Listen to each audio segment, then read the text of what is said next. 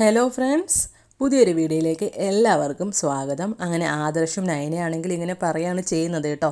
അവൾ നന്നായിട്ട് എന്തെങ്കിലും പറഞ്ഞിട്ടുണ്ടാവും അനാമിക നന്ദുവിൻ്റെ അടുത്ത്. അവൾക്ക് നല്ല വിഷമമായിട്ടുണ്ട്, അവൾ നല്ല വിഷമത്തോടെയാണ് പോയത് എന്നൊക്കെ ഇങ്ങനെ പറയാണ് കേട്ടോ. ശേഷം കാണിക്കുന്നത് അനാമികയും അതുപോലെ തന്നെ അനിയും ഇരുന്ന് സംസാരിക്കുന്നതായിരിക്കും കേട്ടോ. അവർ വീണ്ടും ഇങ്ങനെ തർക്കം ഉണ്ടായിക്കൊണ്ടിരിക്കുകയാണ്. ഈ സമയത്തായിരിക്കും ആദർശും നയനയും അവിടെ വന്ന് എത്തുന്നത് കേട്ടോ. എന്നിട്ട് പിന്നെ അവരെടുത്ത് തുടങ്ങും നമ്മുടെ അനാമിക. എന്നിട്ട് പറയും, നിങ്ങൾ രണ്ടുപേരും കൂടി ചേർന്നിട്ടല്ലേ അനിയൻ ഇങ്ങനത്തെ ഒരു അവസരം ഒരുക്കി കൊടുത്തത്, നന്ദു നിങ്ങൾ പറഞ്ഞതനുസരിച്ചായിരിക്കും അല്ലേ വന്നത് എന്നൊക്കെ ഇങ്ങനെ പറഞ്ഞ് രണ്ടുപേരും ഓരോന്ന് പറയുകയാണ് ചെയ്യുന്നത് കേട്ടോ. അപ്പോൾ എനിക്കാണെങ്കിൽ ദേഷ്യം വരുന്നുണ്ട്. നീ വെറുതെ അവരെ പറയണ്ട, ആരും അറിഞ്ഞിട്ടില്ല, അവൾ വരുന്നതിലോ എന്താണ് ഇപ്പോൾ തെറ്റ്? നന്ദു നയനയെടുത്തിയുടെ അനിയത്തിയാണ്, അപ്പോൾ വല്യമ്മനെ കാണാൻ വരുന്നതിൽ എന്താണ് ഇപ്പോൾ തെറ്റ് എന്നൊക്കെ ഇങ്ങനെ ചോദിക്കുകയാണ് കേട്ടോ. അപ്പോൾ അനാമികയാണെങ്കിൽ ദേഷ്യത്തിൽ പറയുന്നുണ്ട്, അതിന് ആരുമില്ലാത്ത സമയം നോക്കിയിട്ടല്ല വരേണ്ടത്, അതിന് അനിയത്തിക്ക് അവസരം ഒരുക്കി കൊടുത്തിരിക്കുന്നത് ചേച്ചി തന്നെയാണല്ലോ എന്നൊക്കെ പറഞ്ഞ് നയനേനെ കുത്തുവാക്കൊണ്ട് പറയുകയാണ് കേട്ടോ. അപ്പോൾ ആദർശന് സഹിക്കുമോ?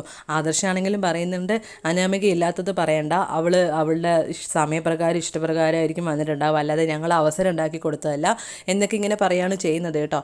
അനാമികയ്ക്കാണെങ്കിൽ കലി തുള്ളിയിട്ട് വീണ്ടും ഇങ്ങനെ ഓരോന്ന് പറഞ്ഞുകൊണ്ടിരിക്കുകയാണ് ചെയ്യുന്നത്. എന്നിട്ട് പിന്നെ അനാമികയാണെങ്കിൽ നിങ്ങൾ വലിഞ്ഞു കയറി വന്നവരല്ലേ എന്നിങ്ങനെ പറയുന്ന സമയത്ത് അനാമികയ്ക്ക് എതിരായിട്ട് പറയുന്നുണ്ട്, ആരുമല്ല നീയാണ് വലിഞ്ഞു കയറി വന്നത് എന്നൊക്കെ ഇങ്ങനെ പറയാണ് കേട്ടോ. എന്നിട്ട് അവിടുന്ന് നല്ല പോലെ വഴക്കുണ്ടാവുകയാണ് ചെയ്യുന്നത്. എന്നിട്ട് നയനയോടുത്ത് പറയാൻ കേട്ടോ, നേരെ നോക്കിയിട്ട്, ഇവളാണ് എനിക്ക് വിഷം തന്നിട്ട് കൊല്ലാൻ നോക്കിയത്, ഞാനവിടെ നിന്ന് ഇവരെല്ലാവരും കൂടി അനിയത്തിയും ചേച്ചിയും കൂടി നിന്ന് എന്നെ കൊല്ലും എന്നൊക്കെ ഇങ്ങനെ പറയാണ് കേട്ടോ. അപ്പോൾ എനിക്കാണെങ്കിൽ നല്ല പോലെ ദേഷ്യം വരികയാണ് ചെയ്യുന്നത്. അപ്പോൾ നയനയാണെങ്കിലും പറയുന്നുണ്ട്, ഈ ഒരു വിഷം പാലിൽ കലർത്തിയത് ഒന്നില്ലെങ്കിൽ നീ നിൻ്റെ അമ്മ, അല്ലെങ്കിൽ അബി അവൻ്റെ അമ്മ എന്നിങ്ങനെയാണ് പറയുന്നത് കേട്ടോ. അപ്പോൾ അനാമികയ്ക്കാണെങ്കിൽ ദേഷ്യം വരുന്നുണ്ട് കേട്ടോ. എനിക്കതിൻ്റെ ആവശ്യമില്ല എന്നൊക്കെ പറഞ്ഞിങ്ങനെ മുഖത്ത് നോക്കി തർക്കിക്കുകയാണ് ചെയ്യുന്നത്. അങ്ങനെ അവിടുന്ന് കശപിശയൊക്കെ ആയി, ഞാനിവിടുന്ന് പോയി തരാം എന്ന് പറഞ്ഞാൽ അനാമിക അവിടുന്ന് നേരെ പോവുകയാണ് ചെയ്യുന്നത് കേട്ടോ. അനാമിക പോയി കഴിഞ്ഞ് കഴിയുമ്പോൾ എന്നിട്ട് പിന്നെ നമ്മുടെ അനിയാണെങ്കിൽ പറയുന്നുണ്ട്, എനിക്കിതൊന്നും സഹിക്കാൻ പറ്റുന്നില്ല ആദർശേട്ടാ, എനിക്ക് മതിയായി എന്നിങ്ങനെ പറയാണ് കേട്ടോ. അപ്പോൾ ആദർശാണെങ്കിലും പറയുന്നുണ്ട്, അവൾ കൊച്ചുകുട്ടിയല്ലടാ, ഇനി നീ അത് കാര്യമാക്കണ്ട, എല്ലാം ശരിയാവുമെന്ന് പറയാണ് കേട്ടോ. അപ്പോൾ അനിയാണെങ്കിലും പറയുന്നുണ്ട്, എന്ത് കൊച്ചുകുട്ടി, 10-24 വയസ്സായില്ലേ, അതും പോട്ടെ, അവളുടെ അമ്മയ്ക്കാണെങ്കിലും 10-45 വയസ്സില്ലേ, അമ്മയ്ക്കെങ്കിലും പറഞ്ഞു കൊടുത്തൂടെ, ഇത് എന്തൊരു സ്വഭാവമാണിത് ഇങ്ങനെ എന്നൊക്കെ ഇങ്ങനെ അനി പറയുകയാണ് കേട്ടോ. അപ്പോൾ എന്നിട്ട് അനി അവിടെ നിന്ന് ഇത് ഇനി അത്ര കാലം പോകുമെന്ന് തോന്നുന്നില്ല ഈ ഒരു ജീവിതം എന്ന് പറഞ്ഞ് സങ്കടത്തോടെ അവിടെ നിന്ന് പോവുകയാണ് ചെയ്യുന്നത് കേട്ടോ. അപ്പോൾ ആദർശാണെങ്കിൽ നയനെടുത്ത് പറയുന്നുണ്ട്, കണ്ടില്ലേ, ഇതാണ് അവളുടെ അടുത്ത് ഒന്നും എതിർത്ത് പറയണ്ടെന്ന് പറയുന്നത്. ഇപ്പോൾ അനിക്ക് എത്രയും വിഷമമായി എന്ന് കണ്ടില്ലേ, ഇപ്പോൾ അവളുണ്ടാക്കുന്ന പ്രശ്നങ്ങൾക്കൊക്കെ അവനാണ് അനുഭവിച്ചുകൊണ്ടിരിക്കുന്നത്. ഇത് ഇങ്ങനെ ആയാൽ ശരിയാവില്ല, അനന്തപുരി തറവാട്ടിൽ ആരും ഇന്ന് വരെ കല്യാണം കഴിഞ്ഞ് വന്നിട്ട് പിരിഞ്ഞിരിക്കേണ്ടി വന്നിട്ടോ അങ്ങനെ വഴക്കുണ്ടാക്കിയിട്ടുള്ള ഒരു അനുഭവം ഇന്നേ വരെ ഉണ്ടായിട്ടില്ല. അത് ഇവനായിട്ട് ഉണ്ടാവരുത്, അവരുടെ ദാമ്പത്യ ജീവിതം നമ്മളും കൂടി വിചാരിച്ച് ശരിയാക്കണം എന്നൊക്കെ ഇങ്ങനെ പറഞ്ഞ് ഉപദേശിക്കുകയാണ് കേട്ടോ. അപ്പോൾ നയനയാണെങ്കിലും പറയുന്നുണ്ട്, ആദർശേട്ടൻ കണ്ടതല്ലേ, നമുക്ക് ഒട്ടും വിചാരിക്കാത്ത കാര്യങ്ങൾ പറയുമ്പോൾ ആർക്കായാലും ദേഷ്യം വന്ന് പോവില്ലേ, അങ്ങനെ പറയാത്ത കാര്യങ്ങൾ പറഞ്ഞതുകൊണ്ടല്ലേ ഞാൻ പറഞ്ഞത് ആദർശേട്ട എന്നിങ്ങനെ പറയുന്നുണ്ട് കേട്ടോ. അപ്പോൾ ആദർശാണെങ്കിലും പറയുന്നുണ്ട്, ഞാനും എതിർത്തല്ലോ, അവളുടെ സംസാരം അങ്ങനെയാണ്, എല്ലാം ശരിയാവും എന്നൊക്കെ ഇങ്ങനെ പറയാണ് കേട്ടോ. എന്നിട്ട് പിന്നെ അനാമിക നേരെ ചെല്ലുന്നത് അനന്തപുരി തറവാട്ടിലായിരിക്കും കേട്ടോ. അവിടെയാണെങ്കിൽ അവിടെ ജാനകി ഇരിക്കുന്നുണ്ടാവും. പറഞ്ഞിട്ടിങ്ങനെ കണ്ടതും നല്ല സന്തോഷമാവും കേട്ടോ അനാമിക നേരെ ചെന്നത് കുത്തി കൊടുക്കാനും പ്രശ്നം ഉണ്ടാക്കാനും വേണ്ടി മാത്രമായിരിക്കും. എന്നിട്ട് അവിടെ ചെന്നിട്ട് ഇങ്ങനെ പറയാണ് കേട്ടോ, അമ്മ നന്ദു അവിടെ വന്നിട്ടുണ്ടായിരുന്നു എന്നൊക്കെ പറഞ്ഞ് ഇങ്ങനെ പറയുകയാണ് കേട്ടോ. അപ്പോൾ അവളെന്തിനാ അങ്ങോട്ട് വന്നത് എന്നൊക്കെ ഇങ്ങനെ പറയാണ് കേട്ടോ. അവൾ മാത്രമല്ല, എനിക്കാണെങ്കിൽ അറിയാലോ അമ്മേ, എനിക്ക് വല്യമ്മനെ എത്ര ഇഷ്ടമാണെന്ന്, ഞാനല്ലേ അവിടെ നിൽക്കേണ്ടത്, എനിക്ക് അത്ര ഇഷ്ടമല്ല വല്യമ്മേനെ, പക്ഷെ ആ നിൽക്കാത്തത് അവിടെ നയനയും അവരൊക്കെ ഉള്ളതുകൊണ്ടാണ് ഞാൻ നിൽക്കാൻ ചെല്ലാത്തത്, അവളുണ്ടല്ലോ അവിടെ എല്ലാത്തിനും, അതുകൊണ്ടാണ് ഞാൻ അങ്ങോട്ട് ചെല്ലാത്തത് അമ്മ എന്നൊക്കെ ഇങ്ങനെ പറയാണ് കേട്ടോ. അപ്പോൾ ജാനകിയാണെങ്കിലും പറയുന്നുണ്ട്, മോളെ ഞാനും അതുകൊണ്ടാണ് അങ്ങോട്ട് ചെല്ലാത്തത് എന്നൊക്കെ ഇങ്ങനെ പറയാണ് കേട്ടോ. എന്നിട്ട് പിന്നെ ജാനകി ഇങ്ങനെ അനാമികയായിട്ട് ഇങ്ങനെ സംസാരിക്കുന്നത് ഫുള്ള് നയനേനെയും അതുപോലെ തന്നെ നവ്യേനെയും കുത്തിക്കൊണ്ടായിരിക്കും കേട്ടോ. എന്നിട്ട് അവർ രണ്ടാളും കൂടിയാണ് ഈ വീട്ടിൽ നിന്ന് എന്നെ പുറത്താക്കാൻ വേണ്ടിയിട്ട് ആ പാലിൽ വിഷം ചേർത്തത് എന്നൊക്കെ ഇങ്ങനെ പറയാണ് കേട്ടോ.